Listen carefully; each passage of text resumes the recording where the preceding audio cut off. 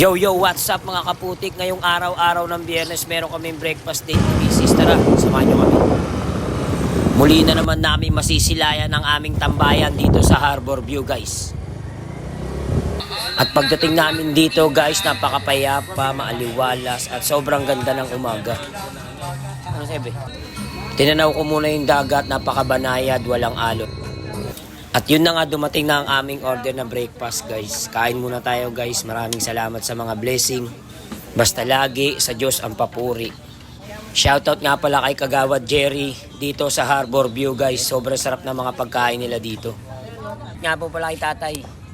Siya yung nag-fishing dito sa may Harbor View. Ang tropa natin. Shoutout, Traveler Angler, tsaka H2 Angler, tsaka Navy Angler. Shoutout po. Shoutout din kay Kuya yung nagmamassage sa Harbor View. Mga tropa. At eto na nga ang susunod na kabanata. Nag-stretching na ako kasi medyo nagkakaedad na tayo.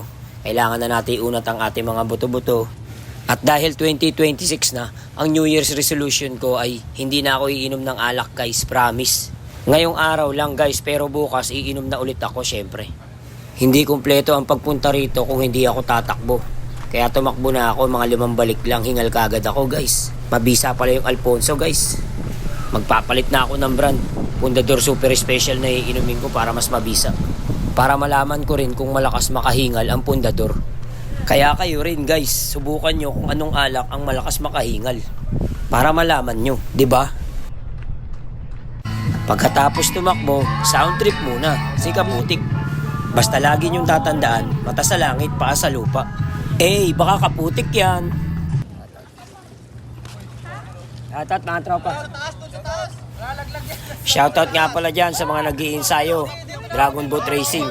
Sana lumakas kayong lahat para manalo. Maraming salamat nga pala sa mga followers ko. Ngayon na lang ulit tayo nakapag-upload, guys. At dahil pa uwi na kami, guys, ihahatid ko na sa trabaho si Mrs. at maghahanap buhay na rin ako. Dumaan na rin kami dito sa lolo ko kay Dr. Jose Rizal.